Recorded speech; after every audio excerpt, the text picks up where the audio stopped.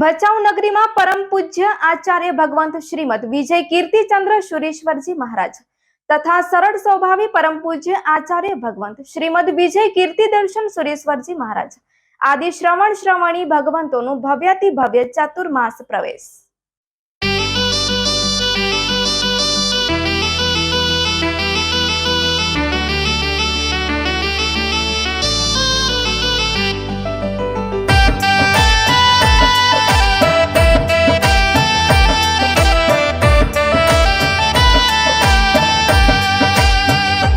आई आई पावन घड़ियाँ देखो चातुर्मास की। आई आई पावन घड़ियाँ देखो चातुर्मास की। ध्वजा धर्म की लहराने आए गुरु राज जी। ध्वजा धर्म की लहराने आए गुरु राज जी। बाजे ढोल नगाड़े गूंज रही शहनाई साज जी। बाजे ढोल नगाड़े गूंज रही शहनाई साज जी। ध्वजा धर्म की लहराने आए गुरुवर आज जी। ध्वजा धर्म की लहराने आए गुरु राज जी।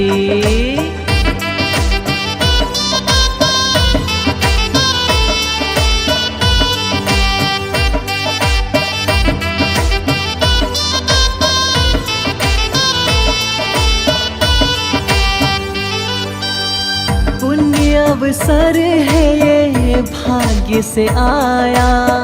पुण्य अवसर है ये भाग्य से आया। सद्गुरुवर जी का सानिध्य पाया। सद्गुरुवर जी का सानिध्य पाया। तप और ध्यान धर्म की होगी हम पे बरसात जी। तप और ध्यान धर्म की होगी हम पे बरसात जी। ध्वजा धर्म की लहराने आए गुरु राज जी। ध्वजा धर्म की लहराने आए गुरु राज जी।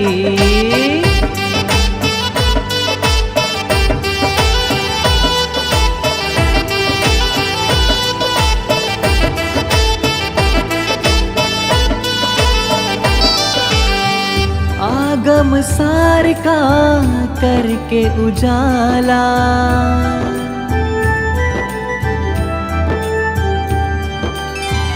आगम सार का करके उजाला।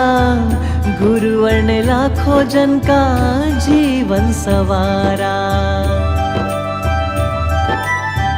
जी और जीने दो का संदेश प्यारा। घर घर घट घट गुरु ने प्रचारा। घर घर घट घट गुरु ने प्रचारा।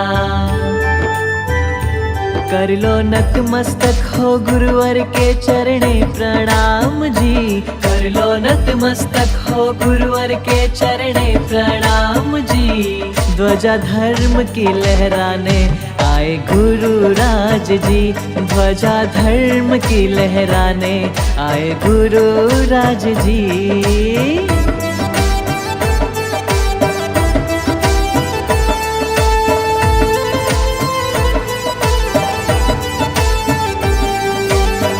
अक्षत श्रीफल से हम चौक पुराए। अक्षत श्रीफल से हम चौक पुराए। हीरे मोतियों से गुरु को बधाए। हीरे मोतियों से गुरु को बधाए। शुभम के मस्तक पे प्यारे गुरुवर रखना हाथ जी। सारा श्री संग है हर्षाया पाकर धर्म का लाभ जी। ध्वजा धर्म की लहराने आए गुरु राज जी। ध्वजा धर्म की लहराने आए गुरु राज जी। आई आई पावन घड़ियाँ देखो चातुर्मास की। आई आई पावन घड़ियाँ देखो चातुर्मास की। ध्वजा धर्म की लहराने आए गुरु राज जी। ध्वजा धर्म की लहराने आए गुरु राज जी।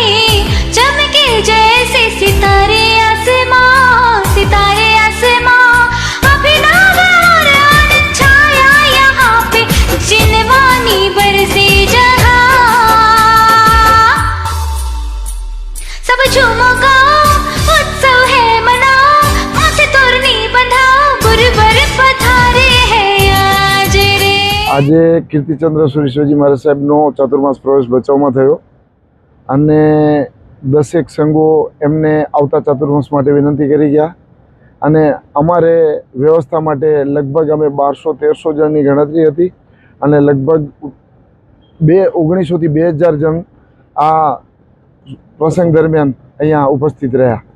દરેક સંઘના પ્રમુખો, દરેક સંઘના આગેવાનો, દરેક સમાજના આગેવાનો અહીંયા આજે હાજર હતા. શોભાયાત્રા અમારી કાર્યધામથી નીકળી હતી અને આ શક્તિ ફાર્મ સુધી આપણા મંડપ સુધી, આપણે ડોમ સુધી એમની શોભાયાત્રા હતી અને આજનું શોભાયાત્રાનું ખાસ આકર્ષણ અમારા સંઘના બહેનોએ જે બેડા અને એમના ડ્રેસને જે કર્યા હતા એ એક જોવા જેવા હતા, અનેરું આકર્ષણ હતું અને અમારી સરસ મજાની બેનપટીઓ પણ સરસ કામ કર્યું.